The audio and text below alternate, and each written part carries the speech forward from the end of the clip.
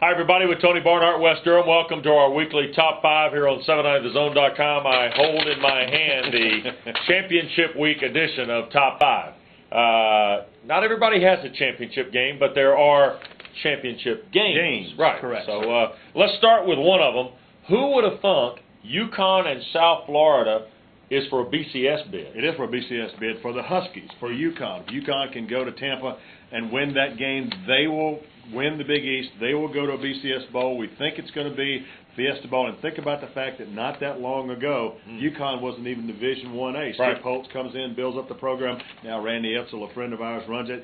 Big win for the Huskies if they can get it done. In one of the more interesting exit strategies in all of corporate America, Nebraska, on their way to the Big Ten, is playing in the Big 12 championship game against Oklahoma, who dismantled Oklahoma State in one of the wildest fourth quarters I've seen in a long time. And can you imagine Dan Beebe, the commissioner of the Big 12, having to present the championship trophy to Tom Osborne for the Big 12 championship on their way out the door as they go to the Big 10. Oklahoma playing very well. Oklahoma and Nebraska don't play every year since they became members of the Big 12. This isn't good old-timey football. This is going to be interesting. I'm giving a slight lean to Oklahoma.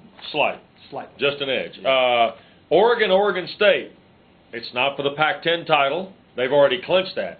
It is to play in the 1-2 game in Glendale on January 10th. Well, it's a Civil War, going to be played in Corvallis. If Oregon wins, they'll be in the national championship game.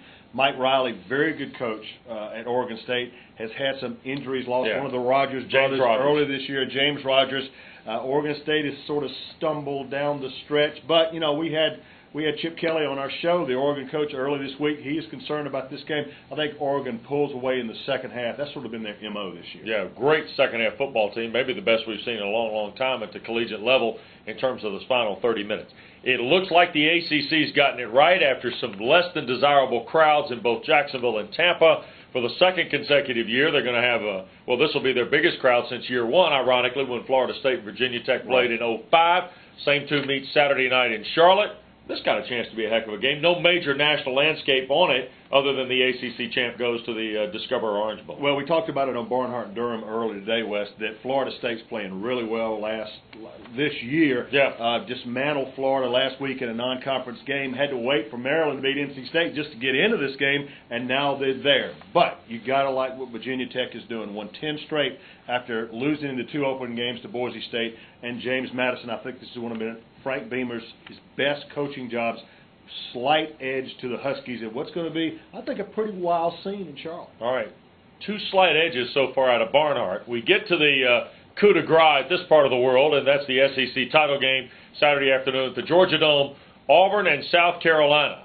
South Carolina hasn't won a conference title in anything since 1969, Tony. 1969, and Steve Spurrier, the head ball coach at South Carolina, he has a chance to win an unprecedented for him 7th SEC championship. That would put him second only to Bear Bryant. Auburn, of course, has a chance to go 13-0 to win its first national championship if they go since 1957.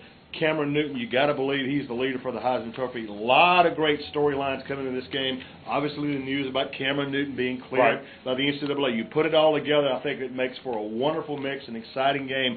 I am giving a slight edge. Let's just go ahead and call it, Durham. 35-31 to the Auburn Tigers to win it. 3 slight edges. And a 35-31. In this week's Top 5. For Tony Barnhart, West Durham, back next week with Barnhart and Durham, 10 o'clock Monday morning here on The Zone.